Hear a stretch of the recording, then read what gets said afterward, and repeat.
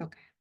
Well, we'll move on to the toolkit, and maybe that will spark some thinking too.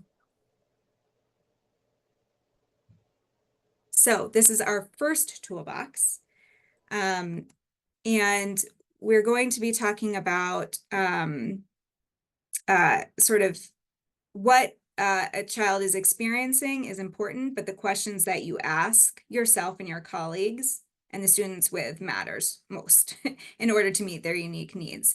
So we'll get curious, we'll get those wheels turning, and it opens up what you learn and what's possible for children and caregivers. So I'll call out a few questions that can be helpful to check in with on students who are experiencing transition. And I also want to note that these questions are important to always kind of come back to. So as you learn about new transitions a student might be facing, that we should sort of be returning to these questions. But when and how has the student expressed emotions, joy, frustration, excitement, worry? And what works best for the student in that moment? So when they are experiencing joy and maybe getting a little super silly, what works best? And when they're experiencing worry and maybe they're shutting down, or maybe they're getting sort of big in their body, what works best for students? And I love this question around what skills does the youth have that can help them move through transitions? So we can often focus on where are the deficits and what's making it hard for them to move through that transition. But as a bunch of you have talked about already, we want to focus on what strengths and skills does that youth have that can help them move through that, and then build on those. What supports can be built into a school day to support a student in transition? So we've had a couple quotes that talked about checking in with youth, right? What are the systems that are built in place? And what school staff are the student is the student comfortable going to, should any issues arise? So we want to be thinking about all these things in order to support children through transitions. As you look at these questions, any other questions pop into mind that you think could be helpful that we didn't think about or you would add? And while folks are thinking and typing, which I know can take a minute to type and for us to see the response, we do have some responses in the chat to the previous question about making sure that schools remain a safe place, which I think is really connected to this question about what supports can we build into the school day. And then a comment that lists off DCF social workers and community providers working with the child. So just really thinking in this last question, it says identify school staff the student's comfortable going to, but this is a good reminder that there are other adults in the child's life that can be a good fit as well for us to include in safety plans or just plans for what to do to best support a child in the moment. Yeah. I like to think about too, even people, aunts, uncles, right? Like, that they're folks that are often really crucial to the work we're doing. So we have also Marissa shares introduce youth to several friendly faces at school that they could approach if they need support. So right, yeah, as maybe you have a new youth and entering your school system who's just transitioned, who are the people they can connect with that could support them, helping them feel welcomed.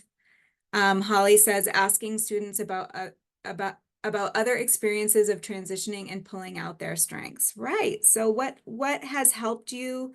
What have you done when you transitioned last? Right. Learning about that. What was that like for you? What did the school do that really helped? Or what did the school do that didn't help? Let's like figure that out, right? Having a trusted adult at school can be huge in making a student feel connected and cared for. Yes, Joanna, I think having someone that folks feel like they can come to, it's not going to be a burden, it's not going to be a problem, and they can talk and share is really important. One of the things I just want to point out about these questions in this toolbox and all of the other toolboxes is that these are not written as the question as it would be asked. These are written as the questions that you seek answers to. And so I love that, for example, Holly talked about asking the student. That is a key thing that we want to be doing, is talking to students directly, talking to caregivers directly, Also, talking to teachers, talking to other adults that have interacted with the child and the things that they've noticed. Sometimes that matches up with what the child says, and sometimes it doesn't. And that information, in and of itself, can be very important, not because the adult's answer is more right, but because if the adult's answer doesn't match up with the child's answer, that tells us something about some misalignment that we need to really be thinking about and figuring out how to navigate. So we encourage you to take these questions and really build off of them to figure out in your school environment what are the various ways that you can work towards getting answers to the questions, because these are the kinds of things to get curious and notice, and asking kids is really important.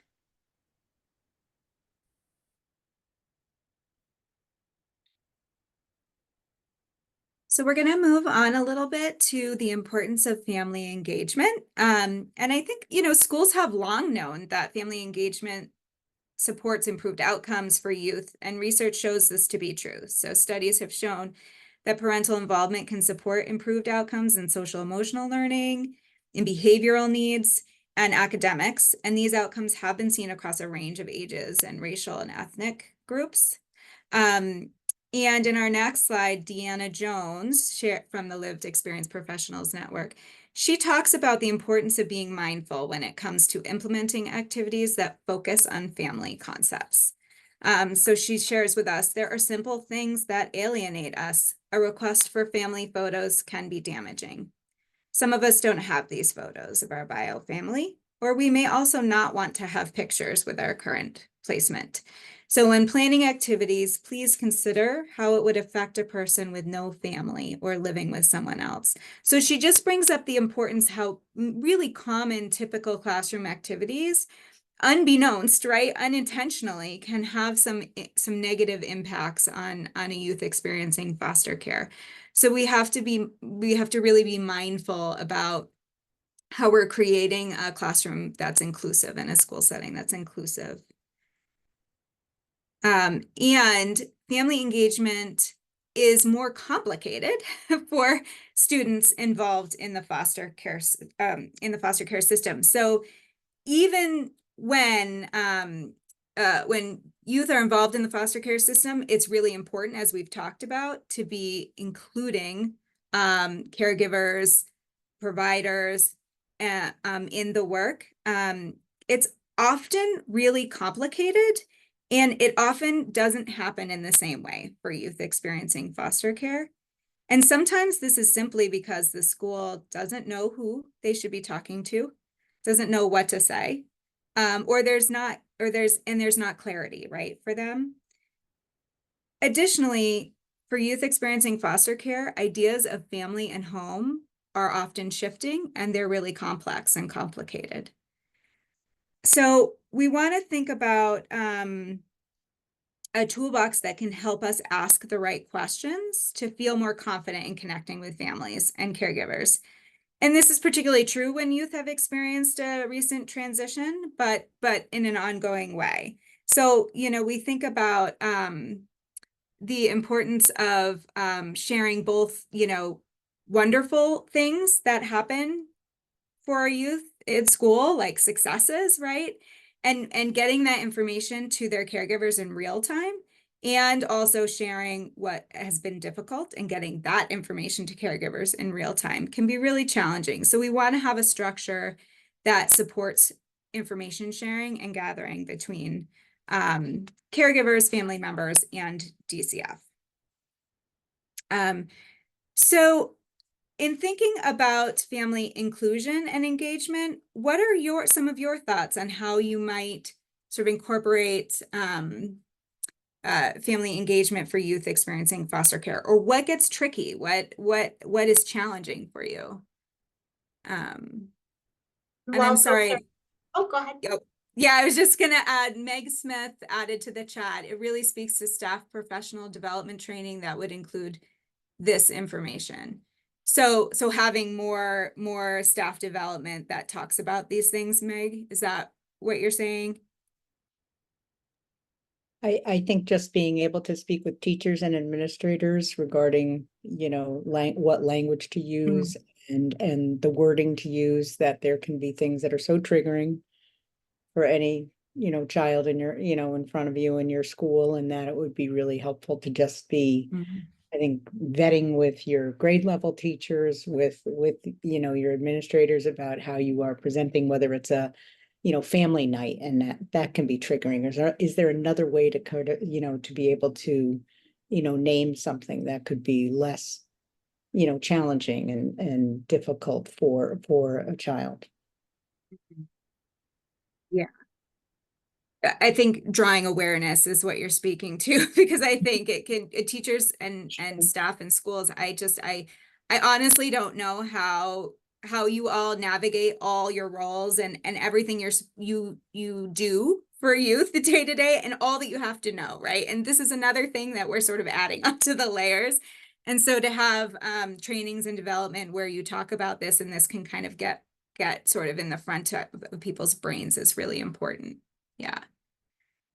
And Holly says it's tricky to figure out when a child is in care, what caregivers you can talk to. I would like to make more effort to obtain releases on information for caregivers and providers. And Joanna says, I agree with Holly. Yes.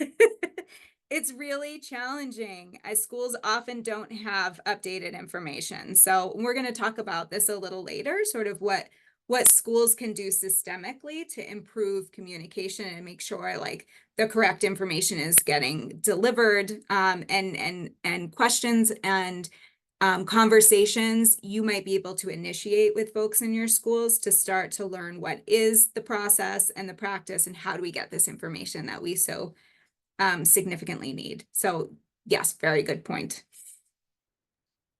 Yeah, and I just also want to mention that, we said at the beginning, but I know some folks might have had other things going on in the background and might not have heard.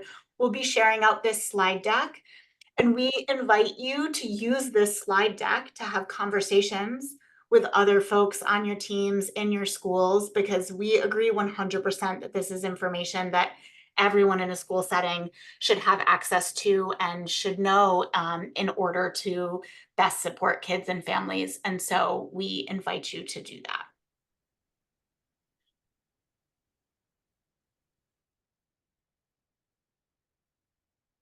We're going to go on to our family engagement toolbox. Again, this is a series of questions that will lead you to deeper understanding of a student's needs and help identify the supports to provide to youth. So not knowing who to contact, as we just talked about, thank you, Holly, is a problem that can be rectified by asking some questions. So importantly, understanding who is in the child's life, like on a day-to-day basis consistently, really matters for a school. So as you all might have experienced, a call to a DCF worker about a challenge or a success that a youth has had that day is not likely to make it to the caregiver in short fashion.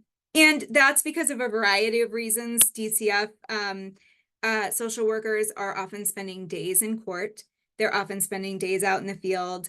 They are triaging sort of really significant needs for youth, and they are also experiencing a staffing crisis. So connecting with the DCF worker, while that's important, if there's information that is time sensitive and should be gotten to the caregiver earlier, they may not be the best person to call. And so we need to start to ask some questions to understand sort of what's the priority calls, right? What's the process, and who do we contact first? It's also important to understand and ask questions about what information has been shared and with who. And this is particularly true for transitions. So you may find out from a DCF worker that Sally is moving, transitioning to a new home because perhaps the current the current caregiver has given notice and can no longer be the foster parent. Before you have a conversation with that youth, you need to understand what that youth knows about that plan, because it may be that they do not know yet, and you do not want to be the first one to be sharing that information inadvertently with them. So before talking about any sensitive information with students, make sure you know what they know. and never assume the student or caregiver has the same information as DCF. And again, it's just, you know, there's so many people in the mix that you may have gotten included in information that has not yet been shared out externally. And I would encourage you to ask some questions to understand the context as to why information has been shared in a particular order, right? So that you're best able to support. So I also want to highlight transportation as a challenge that often gets overlooked and can become a key reason that a child misses days of school during transitions. And it's complicated, right? There's a process that needs to happen to get transportation in place. There are not a lot, not a lot of providers that can do the transportation. There's a lot of logistics that need to get set up. So the earlier you can start conversations and include transportation in your sort of thinking, the better, so that it will ideally reduce the amount of days that a youth is missing school only because they can't get there. We have DCF workers, we have social workers at Hopewell that do get up at 6:30 in the morning and go pick up a youth and bring them to school, but that's not always feasible. So, are there any other questions you feel like are particularly important or questions you feel like should be added to this list? I like to keep coming back to that because you all are a wealth of knowledge and it may sort of improve our training as we move forward too.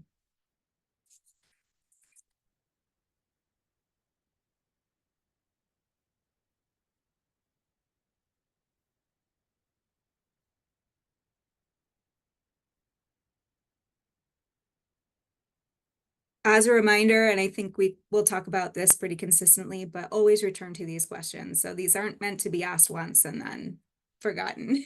Always return because the answers will change over time. All right, so moving on, we're going to talk about youth transitioning to adulthood. Turning 18 is a big transition for any young person. There's a lot going on, a lot of identity questions happening.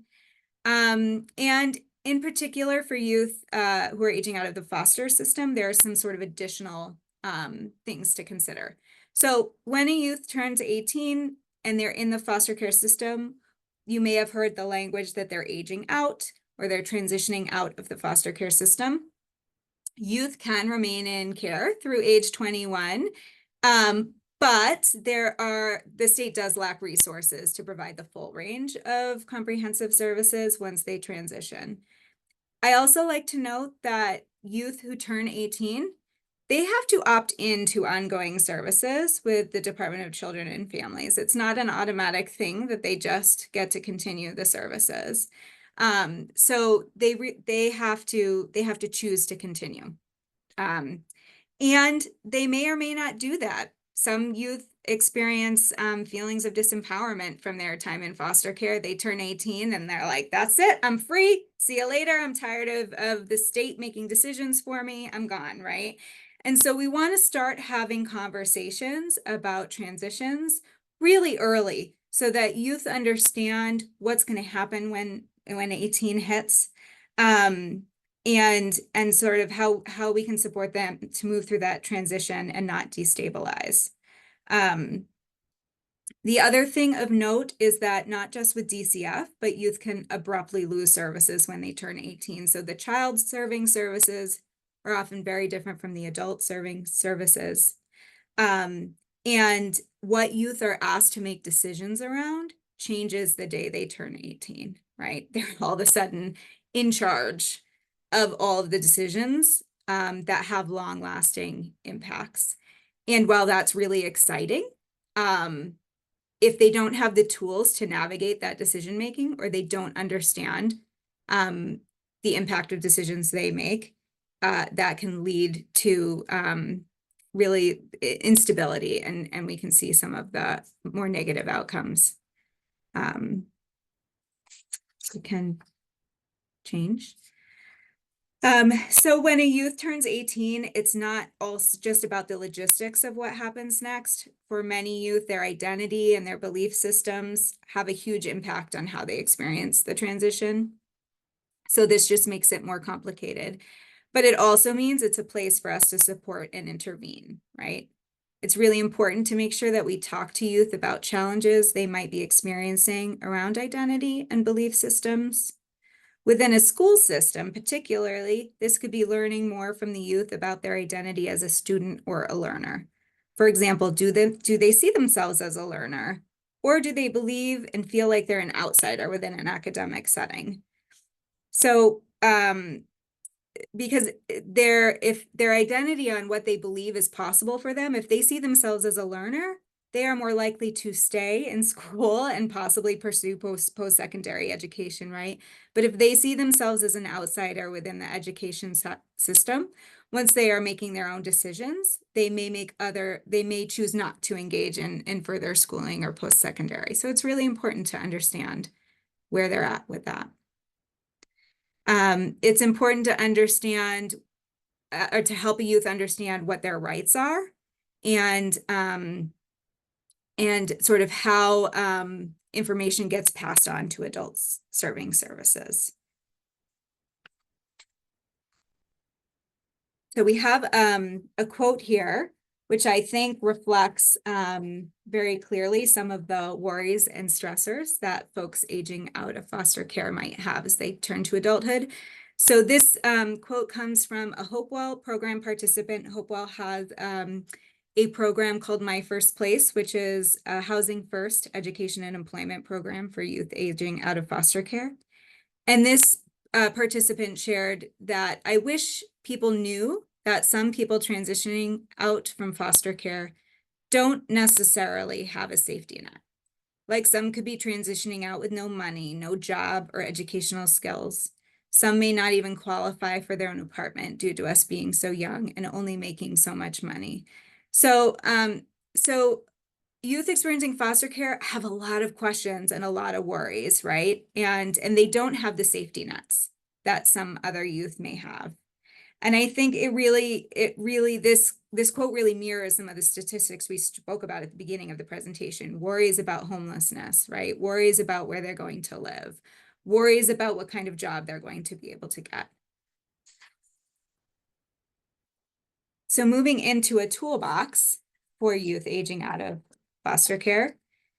These questions really focus on the unique needs of older youth. And again, these conversations should happen well before the transition. It's so important.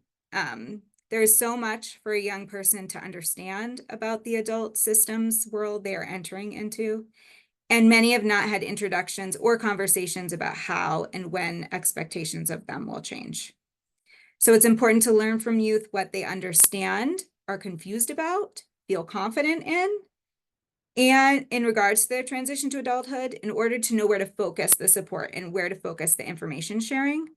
So some questions I would like to sort of highlight here is, we talked about this earlier, what are the youth's belief systems regarding current education, as well as post-secondary education? Who are the people who will remain as supports in a youth's life, and what are their values around education? And how might this impact the youth's belief system, right? So who is the child sort of, or not a child anymore, who is the young person surrounded by? And what are they saying about education? Because that could impact what they believe is possible for themselves, right? It's also important to learn from the youth what they understand about the transition process in order to provide youth with the important and helpful information. So do they know they can continue with DCF after 18? Do they know how to do that? Do they know that even if they decide not to do that, let's say at 18, they're like, see you later, I'm out. And then they change their mind, that's possible too. They can come back. So do they know all of this stuff? Do they understand the intersection of Department of Mental Health, Department of Developmental Services, Department of Children and Families? Like, how is that all playing out? And if a youth is transitioning, let's say, to Department of Developmental Services in adulthood, how is that transition happening smoothly for a youth? Does the youth understand what their options are? And hey, what do they actually want? also. Let's not decide that for them. And are they aware that there's money available for future schooling, things like that with DCF if they choose to opt into ongoing services? So we really just want to know what they know and then provide information so they can make informed decisions for themselves. Do they know about the IEP process, and do they know their rights within that, right? So many times they've probably sat in meetings as they've gotten older, and I think schools do a good job of incorporating young people into the process. But do they understand now sort of how that changes once they turn 18? And again, we talk about transportation arrangements as a youth ages out of foster care.